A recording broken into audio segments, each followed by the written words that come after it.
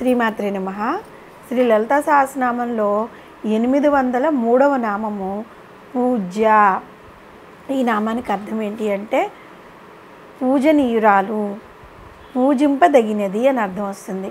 అమ్మవారు ఈ సమస్త విశ్వంలో అందరూ ఆ తల్లి పరిపాలనా సౌలభ్యం కొరకు సృష్టించిన గ్రహాధిపతులకు, దిక్పాదులకు, త్రిమూర్తులైన బ్రహ్మ, విష్ణు, మహేశ్వరులతో సహా ఇతర సమస్త దేవగణానికి కూడా వందనీయురాలన్నమాట. పూజనీయురాలు అంటే అందరూ అమ్మవారిని పూజిస్తారు. అమ్మవారు సమస్త విశ్వాన్ని సృష్టించిందే కాక స్థితి లయకారిణిగా, పంచకృత్యపరాయణగా జగన్మాత సర్వుల చేత కూడా పూజలను అందుకుంటూ ఉంటుంది. ఆలయాల్లో ప్రత్యక్షంగా కానీ భావంలో కానీ ఆ తల్లి దర్శనం మనకి కలిగితే మన చేతులు వాటంతటవే నమస్కార ముద్రను ప్రదర్శిస్తాయి కదా. మనసులో పూజ్యభావం, ఒక రకమైన పూజ్యభావం మనలో పుడుతుంది. అన్ని విషయాల్లోనూ పరిపుష్టి నుండి పూర్వజ సనాతని అయిన మాతను మనం కేవలం మానవులే కాదు, సకల దేవతలు, గంధర్వులు, యక్షులు, దానవులు, సిద్ధులు, కిన్నెరలు, కింపురుషులు అందరి చేత కూడా పూజలు అందుకుంటుంది. కాబట్టి ఆ జగన్మాతని పూజ అనే నామంతో పిలిచారు. జగన్మాత లలితా త్రిపుర సుందరి కన్నా పూజించుటకు యోగ్యురాలు ఇంకెవ్వరూ లేరు. సృష్టికి అంతటికీ మూల కారణమై నిర్గుణ నిర్వికల్ప నిరాకార పరబ్రహ్మ స్వరూపమైన ఆ తల్లిని ఐహికవాదులు, శరీరధారులు తమ తమ వివిధములైన కోరికలు తీర్చడానికి పూజిస్తూ ఉంటే, యోగులు, సిద్ధులు వీళ్ళందరూ ఆ తల్లిని మోక్ష సాధనకు అర్చిస్తూ ఉంటారు. ఈ భూమండలం మీద అనేక దేవతా స్వరూపాల్లో పూజలు అందుకుంటూ ఉంటుంది ఆ జగదంబ. సర్వదేవ నమస్కారం కేశవం ప్రతిగచ్చతి అన్నట్లుగా ఏ దేవతను పూజించినా, ఏ వ్రతం చేసినా ఆ మొత్తం చేరేది సాక్షాత్తు ఆ శ్రీమాత సన్నిధికే. జగన్మాత లలితా త్రిపుర సుందరిని పూజించిన ఫలితం గూర్చి, ఆ తల్లిని సేవించే వారి గూర్చి మణిద్వీప వర్ణంలో ఎంతో స్పష్టంగా ఉంది.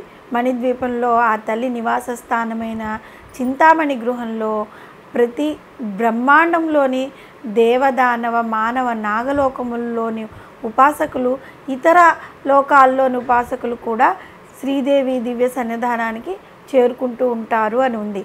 శ్రీదేవి పూజ పరాయణులు, దేవి పుణ్యక్షేత్రాల్లో తమ పురాణాలను వదిలిపెట్టిన వారు మణిద్వీపానికి చేరుకుంటారు అని ఉంది. ప్రతి బ్రహ్మాండంలోనూ అక్కడున్న దేవతలందరూ మణిద్వీపాన్ని చేరి సమిష్టిగా లలితాంబకుని సేవిస్తూ ఉంటారు.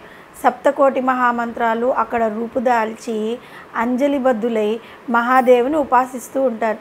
అక్కడ మహావిద్యలన్నీ దివ్యాకార బ్రహ్మరూపిణి మాయా సబల విగ్రహ అయిన భగవతిని ఉపాసిస్తూ ఉంటాయి.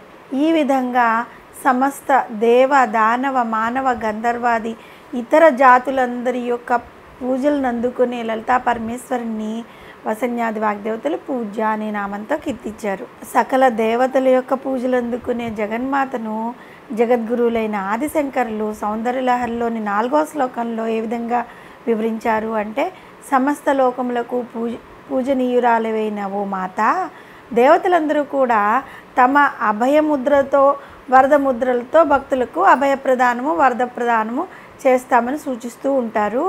వాళ్ళందరూ కూడా నిన్ను పూజించేవారే కదా.